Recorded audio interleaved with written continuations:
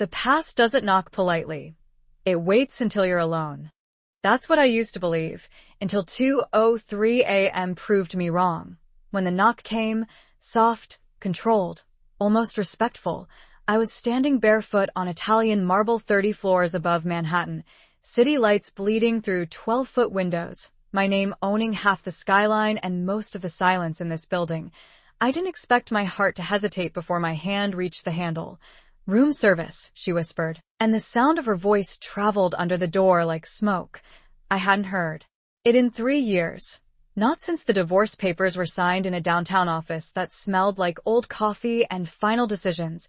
I opened the door slowly, the way a man opens a safe when he already knows something inside might ruin him. Elena stood there in a black Maid uniform, fabric pressed, collar neat, her blonde hair pulled back tight, as if discipline could replace dignity. She didn't look up at first, just held the small cart with white towels folded with hospital corners, like this. Was just another $1,200 a night suite. The hallway light framed her in gold and shadow, and for a second I forgot the numbers in my accounts, forgot the men who wait for my approval before they breathe. I remembered only the way she used to stand in our kitchen on Sunday mornings, sunlight on her shoulders, coffee in her hand, calling me Adrian instead of sir. "You're not on staff here," I said quietly, "because I own this hotel, and I know every name on payroll." She finally lifted her eyes to mine, calm, steady winter blue. "No," she answered, stepping inside without waiting for permission. "I'm not."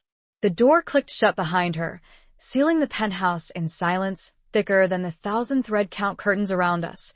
I told myself I could end this with one phone call, have security escort her out in less than 60 seconds, restore order the way I always do. But she wasn't looking at me. She was looking at the wall behind my desk, at the painting that hides the safe. My chest tightened, not from fear, but from recognition. Elena doesn't move without a reason. She brushed her fingers along the edge of the desk, slow, deliberate, like she was measuring distance in inches. "You changed the code?" she asked, almost casually. I let out a breath I didn't realize I was holding. "Why are you here?" I asked. She met my eyes again, and this time there was something I couldn't read. Regret, maybe, or resolve. "Because 3 years ago," she said softly, "you signed something you didn't understand." The city hummed 30 floors below us, taxis like yellow sparks in the dark, but inside that room the air felt still, suspended. I built an empire on control, on contracts, on men who never questioned my signature, yet the only document that ever truly mattered was the one that ended our marriage. She took one step closer to the safe and lowered her voice to almost nothing. "I'm not here to destroy you, Adrian," she whispered. "I'm here because someone else already tried." The words settled between us like dust in sunlight, and I realized she was not improvising. She was executing. I kept my voice level because that is what men like me do when the ground shifts under imported Italian leather shoes. "Explain," I said, and even to my own ears it sounded less like a command and more like a request. Elena glanced at the safe again, then back at me, measuring whether I was still the man she married or only the man the city fears. 3 years ago you signed a partnership amendment," she said quietly, 47 pages, revised at the last minute. I remembered the night, the conference room overlooking the Hudson River, the digital clock glowing 11:38 p.m., my attorneys tired, my so-called allies eager to close. I signed because I trusted the room. I signed because I was impatient. I signed because success makes you believe you are untouchable.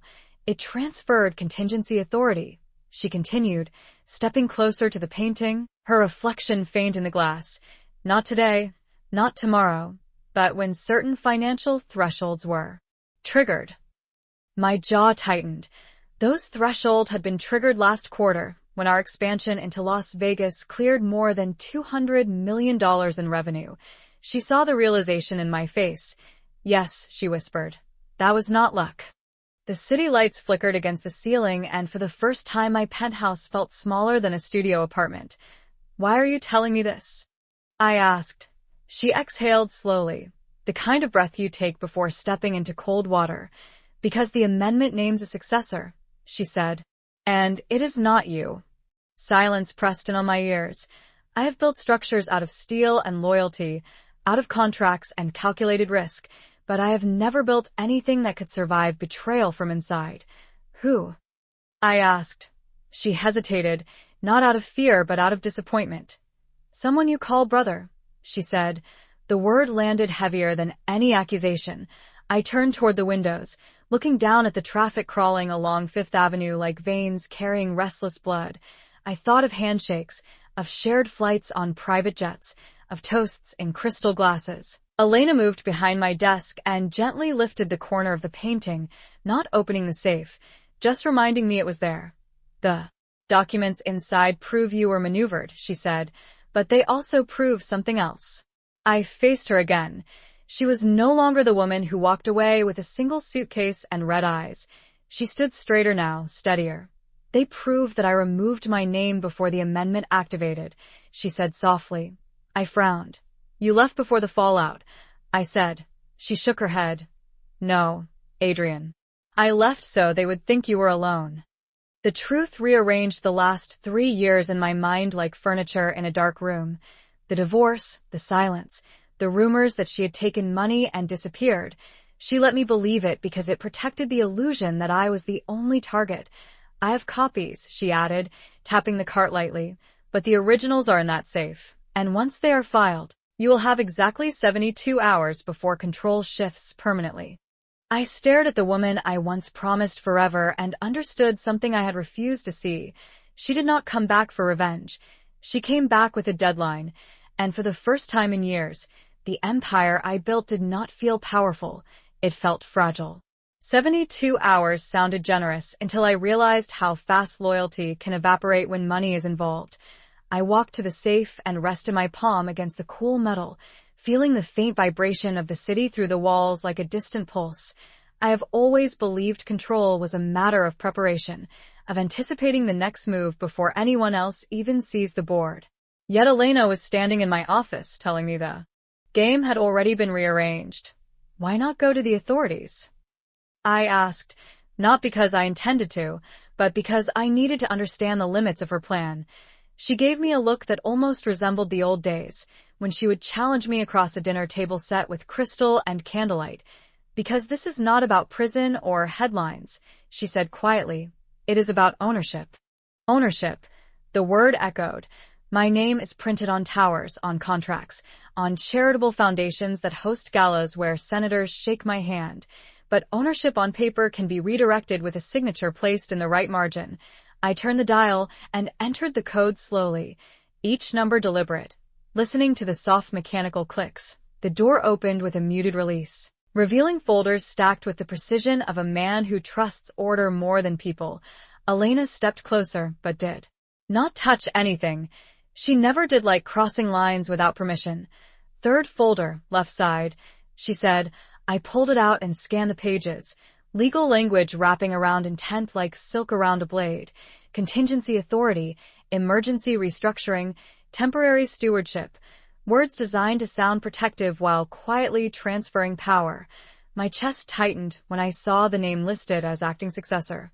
Marcus Hale. I had known him since we were 22 years old. Since we shared a 2-bedroom apartment in Brooklyn and calculated our future in dollars per square foot. I built him up. I introduced him to rooms he could not even pronounce, and now his name sat where mine should be. He convinced the board that you needed insulation, Elena said softly. That expanding into Nevada exposed you to unnecessary risk. I let out a humorless breath. I remember that conversation. Marcus had poured 2 fingers of 12-year bourbon and told me diversification was survival. I mistook caution for loyalty. When does it activate? I asked. At the end of the quarter, she replied. 3 days from now. The numbers aligned in my head like falling dominoes. Revenue cleared. Thresholds met. Control shifts quietly at midnight Eastern Time. No explosions, no headlines. Just a line item adjustment and a press release praising strategic leadership. I closed the folder carefully and looked at her. You could have stayed away, I said. She held my gaze without flinching. I tried, she answered. There was no accusation in her voice, only truth. I studied the woman in the Maid uniform and saw not humiliation, but strategy. She chose this disguise because no one looks twice at the person changing the sheets. I've spent years being the most visible man in every room, and tonight the most powerful move came from the one person I underestimated. What do you need from me? I asked finally. Elena's expression softened just enough to remind me of vows spoken in a small church upstate when we were young and believed love was stronger than ambition. I need you to decide who you are, she said, before the clock decides for you. The clock on the wall read 2:19 a.m., but it felt like time had already moved without me. I closed the safe and leaned against the desk, studying Elena as if she were a contract I had failed to read carefully. Who I am, I repeated, because for years that answer had been simple. I am the man who anticipates, who controls, who never reacts. Yet tonight, I was reacting to a woman in a borrowed uniform holding the truth like leverage. She stepped away from the desk and removed the small name tag pinned to her chest, placing it on the marble surface between us. The plastic made a soft click, insignificant and final. You built everything on loyalty, she said, her voice steady. But you stopped checking who was loyal to you. I felt the edge in that sentence. Not cruel, just honest. Marcus had been in my home, had sat at our dining table when Elena still lived there, had toasted to anniversaries and expansions. I replayed every conversation from the past year, every suggestion that sounded protective, every warning about risk. Insulation, he had called it, protection from exposure. And I agreed because I believed friendship was stronger than ambition. Elena walked toward the windows and looked out over the city. 30 floors below, headlights sliding through the dark like restless thoughts. He positioned himself as your shield, she continued, but he structured the board to vote without you in an emergency session. My jaw tightened. Emergency session, a phrase that turns trust into paperwork. And the board agreed? I asked. She nodded once. They think it is temporary stewardship for stability. Stability, I almost laughed. There is nothing stable about removing the foundation and calling it reinforcement. I crossed the room and stood beside her, close enough to feel the quiet warmth of her presence, but not close enough to touch. 3 years ago, she stood beside me at this same window and told me I was starting to look tired. I told her tired was the price of success. She told me success without sleep changes a man. I did not listen then. I listen now. Why risk coming here yourself? I asked. You could have sent the copies anonymously. She turned to face me fully. Her eyes did not waver. Because you do not believe paper, she said softly. You believe people. The truth of that struck deeper than any accusation. I have always measured character face to face. I trusted Marcus because I saw conviction in his posture. I divorced Elena because I saw distance at her silence. I misread both. If I confront him, he will deny it. I said, Of course he will, she replied. That is why you do not confront him yet. She reached into the cart and pulled out a slim envelope, sealed, unmarked. She held it out to me, but did not release it until I met her eyes again. Inside is the schedule for the emergency meeting, she said, and the proxy assignments. I took the envelope slowly, feeling the weight of it, lighter than it should be for something capable of dismantling an empire. You have 3 days, she whispered, to decide whether you protect your title or your integrity. The city outside continued moving as if nothing had shifted, but inside that room the axis of my world tilted. For years I believed power was about being untouchable. Standing beside the woman I once vowed to cherish, I began to understand that power might actually be about what you are willing to lose to remain worthy of it. Power has a sound when it starts slipping, and that night I could almost hear it. I held the envelope in my hand and felt the thin edge press against my palm like a quiet warning. 72 hours. I have negotiated billion-dollar expansions in less time, have redirected entire markets between breakfast and closing bell, yet this felt different. This was not about strategy alone. This was about trust, about the fault line between who I thought I was and who I had become. Elena stepped back, giving me space as if she understood that men like me need physical distance to process emotional impact. If you call him now, you lose, she said gently. I knew she was right. Marcus would deny everything with that calm, brotherly tone, remind me of our history, of Brooklyn apartments and shared ambition, and I would want to believe him. Loyalty is harder to surrender than money. I walked to the bar and poured a glass of water instead of bourbon, watching the clear liquid settle, clarity over comfort. That alone told me the night had changed me. How did you find out? I asked. She folded her hands in front of her, no longer playing the role of staff, only herself. When we divorced, I hired an independent auditor, she said, not to take from you, but to understand what you were building. I remembered accusing her of mistrust back then, of doubting my vision. She had not argued. She had simply packed. The auditor flagged irregular timing in the amendments, she continued. Clauses inserted after the primary draft was circulated. My chest tightened. That meant premeditation, not impulse, not miscommunication, design. I leaned against the counter and closed my eyes for a brief second, seeing Marcus across from me last winter, reassuring investors, speaking about unity and forward momentum. He had already positioned himself. Why protect me after everything? I asked before I could stop myself. Elena's expression softened, but not with weakness, with history. Because your mistakes do not erase who you are at your core, she said quietly, and because if they take control the way this is written, they will dismantle more than your title. I opened my eyes. Explain. She stepped closer, lowering her voice though we were alone.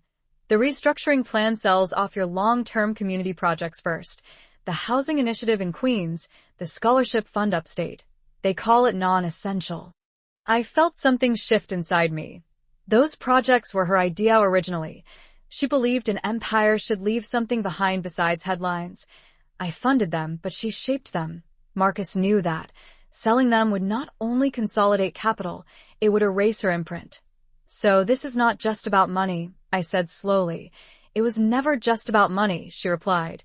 The city outside remained indifferent. Taxis moving, lights blinking, but inside. That penthouse, the definition of power, was rewriting itself. I straightened and looked at her fully. If I fight this, I will expose fractures inside the board. I said, it will not be clean. Elena met my gaze without hesitation. It was never clean, she answered softly. You just refuse to see the cracks. I unfolded the envelope and slid out the documents, scanning the schedule, the proxy alignments, the silent choreography of my potential removal. 3 days. I've built my life on decisive action. Hesitation has always been weakness. Yet tonight the choice was not whether I could keep control. It was whether I deserved to. There is a difference between being feared and being respected, and at 2:47 a.m. I finally understood which one I had been feeding.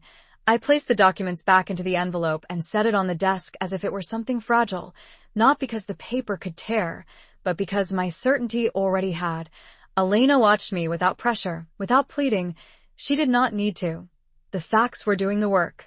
If I call an emergency session before they do, I can freeze the amendment, I said slowly, thinking out loud for the first time in years. I am used to issuing conclusions, not exploring possibilities. She nodded once. Yes, but you will force them into the open, she replied. Forcing men into the open reveals more than strategy. It reveals character. I walked toward the windows again and looked down at the grid of streets glowing under streetlights. Somewhere down there Marcus was likely sleeping peacefully, confident in a transition designed to look like stability. I wondered when he stopped being my friend and started being my replacement. Maybe it did not happen in one moment. Maybe it happened inch by inch, deal by deal, while I was too focused on expansion to notice the shift. If I fight publicly, the board will divide, I said. Investors will panic. Elena stepped beside me, close enough that I could sense her steadiness. Then do not fight publicly, she said softly. I turned to her. Explain. She held my gaze. You taught me that the strongest move is the one no one sees coming, she reminded me. I almost smiled at that. She had listened more closely than I realized. Marcus expects confrontation, she continued. He expects anger, accusations, a dramatic call. She paused. He does not expect you to agree. The idea settled into me slowly. Agree. Not surrender, but consent to the meeting, to the structure, to the appearance of transition. If I attend and support the amendment, I said, feeling the strategy form, I gain access to the full documentation without resistance. She nodded. And you request a routine compliance review as part of the transition. Compliance, a neutral word, unthreatening. Within that review, we could expose the inserted clauses, the altered timestamps, the quiet manipulation. It would not look like revenge. It would look like due diligence. I felt something unfamiliar rise in my chest, not anger, clarity. For years I equated strength with dominance. Tonight's strength felt more like restraint. I looked at Elena fully. The maid uniform no longer defined her. She stood like a partner.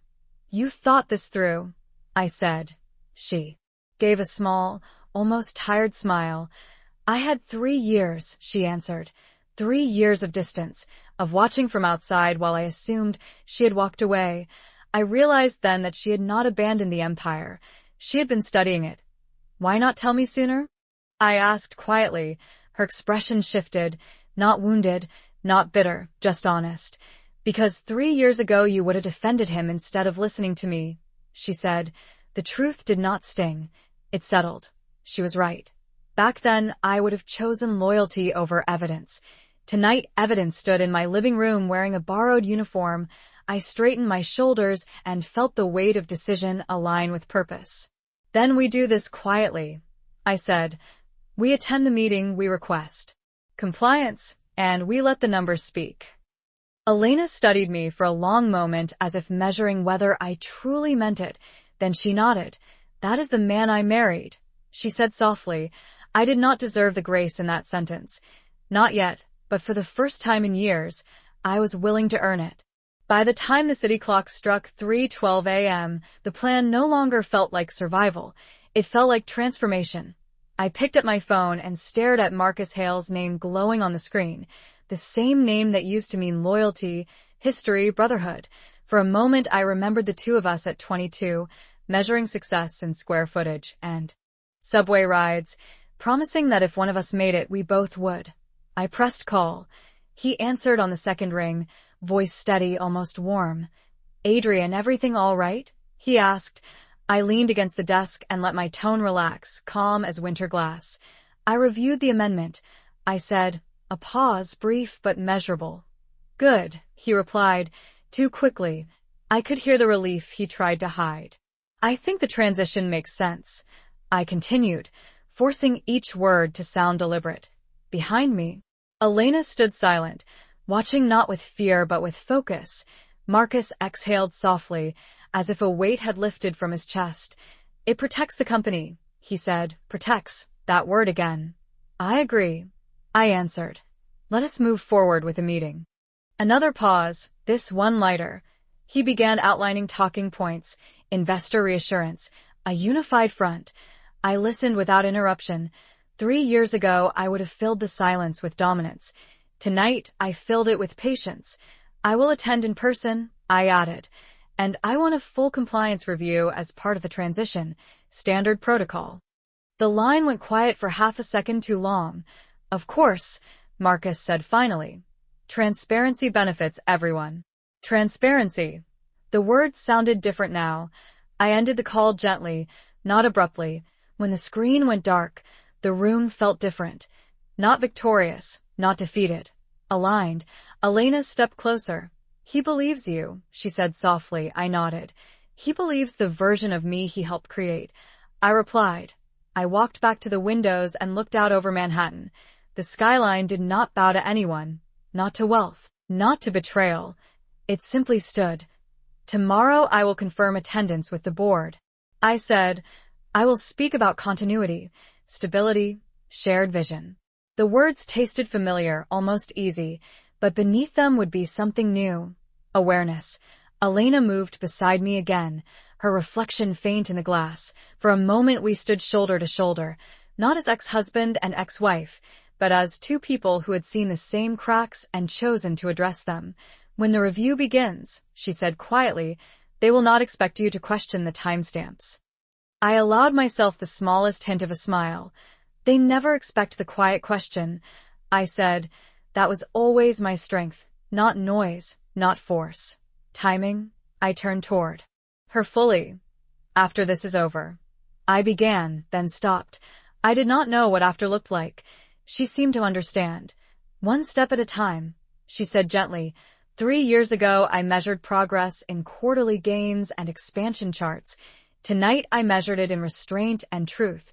The empire I built was still standing, but for the first time, I was not protecting it with intimidation. I was protecting it with integrity, and as the first hint of dawn began to soften the edges of the skyline, I realized something that would have unsettled the old version of me.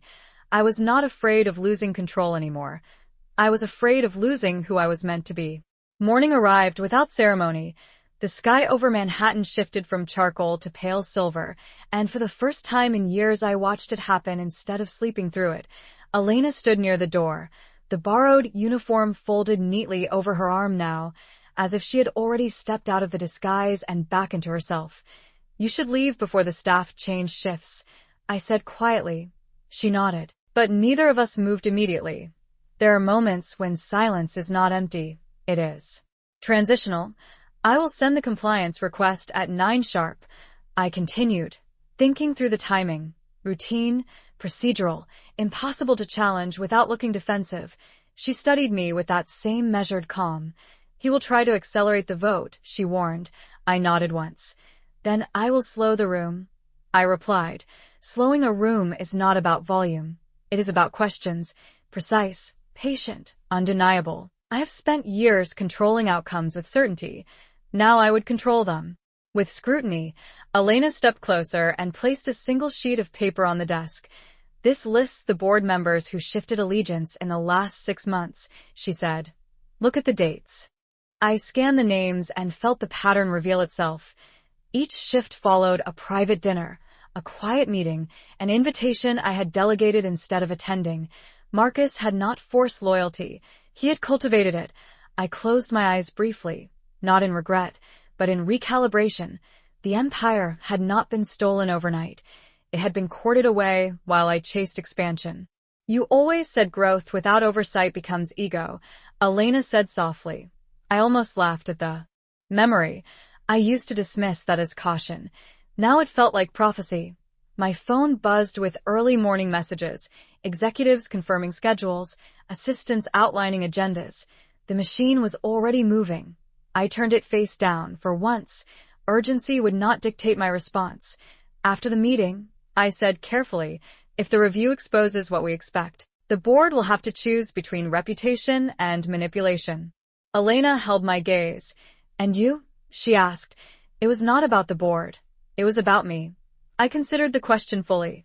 If the review confirmed the alterations, I could remove Marcus publicly, assert dominance, restore my title with forceful clarity, or I could restructure transparently, accept responsibility for oversight failures, and rebuild trust rather than fear. 3 years ago, that would not have been a choice. Today it was, I choose accountability. I said finally. The word felt unfamiliar but solid. Elena's expression softened, not with relief, but with recognition. Then you already won, she replied. I walked her to the door. The hallway beyond was quiet, carpeted, neutral, ordinary. She paused before stepping out. Whatever happens in that room, she said gently, do not let them turn you into a man who protects power more than people. I met her eyes and understood that this was not only about Marcus or amendments or control. It was about the kind of legacy I would leave behind. I built towers that touch the clouds, but legacy is measured in something less visible. Elena stepped into the hallway, and the door closed softly behind her. I stood there for a long moment, listening to the absence of her footsteps. The sun climbed higher over the skyline, casting light across the glass and steel. 3 days remained before the vote. But the decision that mattered had already been made. I would walk into that boardroom not as a man clinging to a throne, but as a man willing to earn his place at the table. The boardroom smelled like polished wood and quiet ambition when I walked in 3 days later.